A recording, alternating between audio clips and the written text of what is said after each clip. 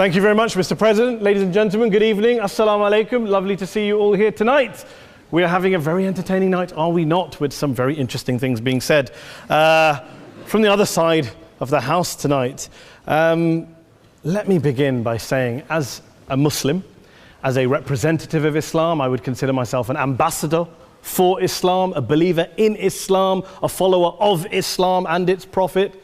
So in that capacity, let me begin by apologizing to Anne-Marie for the Bali bombings. I apologize for the role of my religion and me and my people, for the killing of Theo van Gogh, for 7/7. Yes, that was all of us. That was Islam, that was Muslims, that was the Quran. I mean, astonishing claims to make in the very first speech tonight, on a day like today, where the Conservative Prime Minister of the United Kingdom is having to come out and point out that these kind of views are anathema. And I believe you're trying to stand for the Labour Party to become an MP in Brighton. If you do, and you make these comments, I'm guessing you'll have the whip withdrawn from you, but then again, UKIP's on the rise, they'll take you, the BNP, they might have something to say about your views. This is what Mehdi Hassan always does. By the way, just on a factual point, since we heard a lot about the second speaker, about how backward we Muslims all are, on a factual point, you said that Islam was born in Saudi Arabia. Islam was born in 610 AD. Saudi Arabia was born in 1932 AD. So you were only 1,322 years off. Not bad? Not bad start there. Talking of maths, by the way, a man named Al-Khwarizmi was one of the greatest mathematicians of all time, a Muslim, worked in the golden age of Islam. He's the guy who came up with not just algebra, but algorithms. Without algorithms, you wouldn't have laptops. Without laptops, Daniel Johnson tonight wouldn't have been able to print out his speech in which he came to berate us Muslims for holding back the advance and intellectual achievements of the West, which all happened without any contribution from anyone else other than the Judeo-Christian people of Europe. In fact, Daniel David Levering, the author of the Pulitzer Prize-winning historian and author of The Golden Crucible, points out that there would be no Renaissance, there would be no Reformation in Europe without the role played by Ibn Sina and Ibn Rushd and some of the great Muslim theologians, philosophers, scientists in bringing Greek texts to Europe.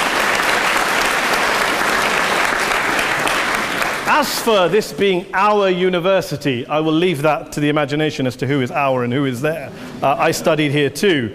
An astonishing set of speeches so far making this case tonight.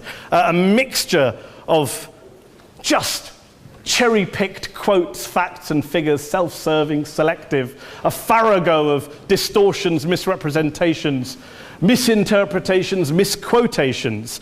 Daniel talked about my article in the New Statesman, which got me a lot of flack, where I talked about the anti-Semitism that is prevalent in some parts of the Muslim community, which indeed it is. Of course, I didn't say in that piece that it was caused by the religion of Islam. In fact, modern anti-Semitism in the Middle East was imported from, finish the sentence, Judeo-Christian Europe, where I believe some certainly bad things happened to the Jewish people. In fact, Tom Friedman, Jewish-American columnist in the New York Times, told me in this very chamber last week that he believed, had Muslims been running Europe in the 1940s, 6 million extra Jews would still be alive today. So I'm not going to take lessons in anti-Semitism from someone who's here to defend the Judeo-Christian values of a continent that murdered 6 million Jews. Moving swiftly on. Yes. Absolutely. Well, I'm about to make that point. No, I'm about to make that point. You're right. I agree with you 110%. That is my point. I don't think Europe is evil or bad. I'm a very proud European. I don't want to judge Europe on that basis, but if we're going to play this gutter game where we pull out the Bali bombing and we pull out examples of anti-Semitism in the Islamic community, then of course I'm going to come back and say, well, hold on. I mean, look, let's be very clear. Daniel here was a last-minute replacement for Douglas Murray, who had to pull out. And Douglas and I have a well-documented differences, but to be fair to Douglas, as to be fair to Anne-Marie and to Peter, atheists. Atheists see all religions as evil, violent, threatening. What the problem I have with Daniel's speech is that Daniel comes here to run this robust defense of Christianity, forgetting that his fellow Christians, people who said they were acting in the name of Jesus, gave us the Crusades, the Spanish Inquisition, the anti-Jewish pogroms, European colonialism in Africa and Asia, the Lord's Resistance Army in Uganda, not to mention countless arson and bomb attacks on abortion clinics in the United States of America to this very day. I would like a little bit of humility from Daniel first before he begins lecturing other communities and other faiths on violence, terror, and intolerance. But, no thank you. Some water. But I would say this, to address the gentleman's very valid point here, I'm not going to play that game. I don't actually believe that Christianity is a religion of violence and hate because of what the LRA does in Uganda or what Crusaders did to Jews and Muslims in Jerusalem when they took back the city in the 12th or 13th or whatever century it was. I believe that Christianity, like Islam, like pretty much every mainstream religion, is based on love and compassion and faith. I do follow a religion in which 113 out of the 114 chapters of the Quran begins by introducing the God of Islam as a God of mercy and compassion. I would not have it any other way. I don't follow a religion which introduces my God to me as a God of war, as some kind of Greek God of wrath, as a God of hate and injustice. Not at all. As Adam pointed out, you go through the Quran and you see the mercy and the love and the justice. And yes, you have verses that refer to warfare and violence. Of course it does. This is not a motion about pacifism. I'm not here to argue that Islam is a pacifistic faith. It is not. Islam allows military action, violence in certain limited contexts. And yes, a minority of Muslims do take it out of that context. But is it religious? Well, we talked about Woolwich. Daniel and Anne-Marie have suggested that it's definitely religion that's behind all of this. Well, actually,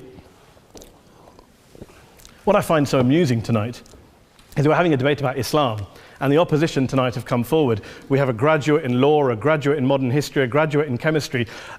And, you know, I admire all of their intellects and their abilities, but we don't have anyone who's actually an expert on Islam, a scholar of Islam, a historian of Islam, a speaker of Arabic, even a terrorism expert or a security expert or a pollster, let alone to talk about what Muslims believe or think. Instead, we have people coming here, putting forward these views, putting forward these sweeping opinions. Listen to Professor Robert Pape of the University of Chicago, one of America's leading terrorism experts, who, unlike our esteemed opposition tonight, studied every single case of suicide terrorism between 1980 and 2005, 315 cases in total. And he concluded, and I quote, "There is little connection between suicide terrorism and Islamic fundamentalism or any of the world's religions. Rather, what nearly all suicide terrorist attacks have in common is a specific secular and strategic goal to compel modern democracies to withdraw military forces from territory that the terrorists consider to be their homeland." And the irony is, when we talk about terrorism, the irony is that the opposition and the Muslim terrorists, the Al-Qaeda types, actually have one thing in common, because they both believe that Islam is a warlike, violent religion. They both agree on that. They have everything in common. Osama bin Laden would be nodding along to everything he's heard tonight from the opposition side. He agrees with them. The problem is that mainstream Muslims don't. The majority of Muslims around the world don't.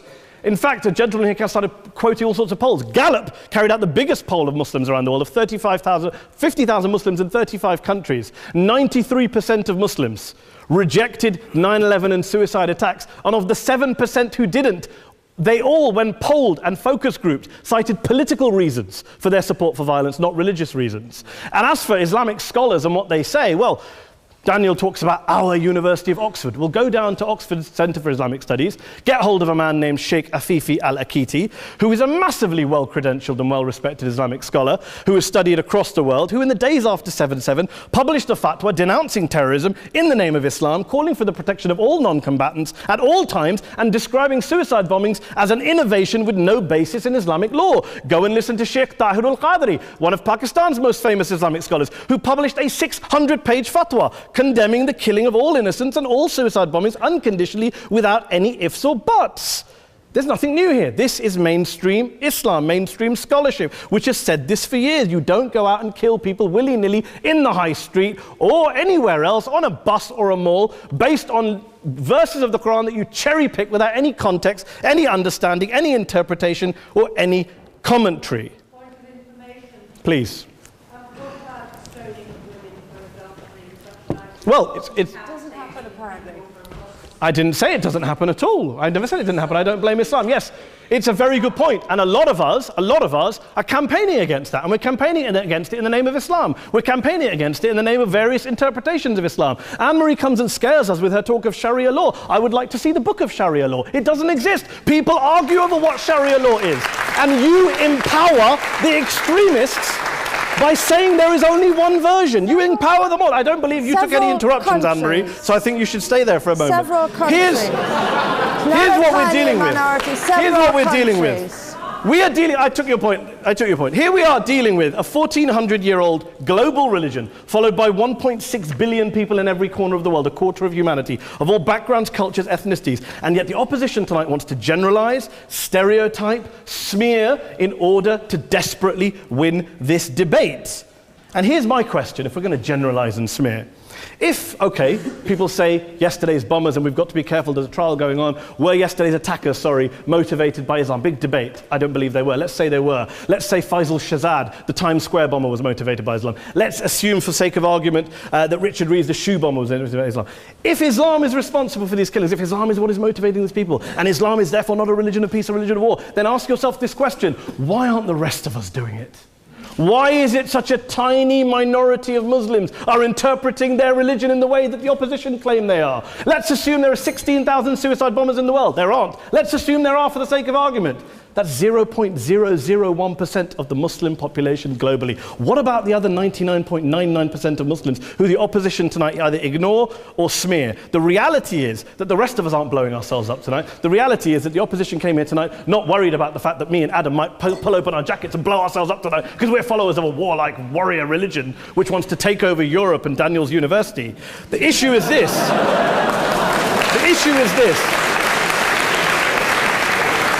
Unless the opposition can tell us tonight, and Peter Atkins is here, one of our great atheist intellectuals, can tell us tonight, can answer this question tonight: why don't the vast majority of Muslims around the world behave as violently and aggressively as a tiny minority of politically motivated extremists? Then they might as well give up and stop pretending they have anything relevant to say about Islam or Muslims as a whole. Ladies and gentlemen, let me just say this to you. Think about what the opposite of this motion is.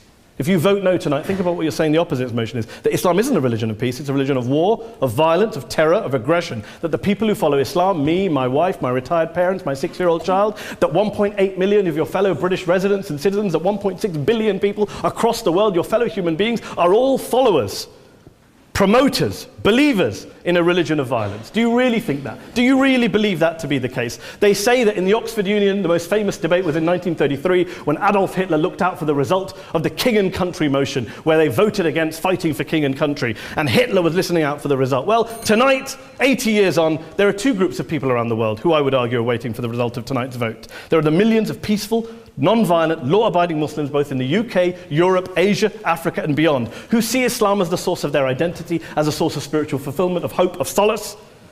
And there are the phobes, the haters, the bigots out there who want to push the clash of civilizations, who want to divide all of us into them and us and ours and their. Ladies and gentlemen, I urge you all not to fuel the arguments of the phobes and bigots. Don't legitimize their divisions. Don't legitimize their hate. Trust those Muslims who you know, who you've met, who you hear, who don't believe in violence, who do want you to hear the peaceful message of the Quran as they believe it to be taught to the majority of Muslims, the Islam of peace and compassion and mercy, the Islam of the Quran, not of Al-Qaeda. Ladies and gentlemen, I beg to propose this motion to the House. I urge you to vote yes tonight. Thank you very much for your time.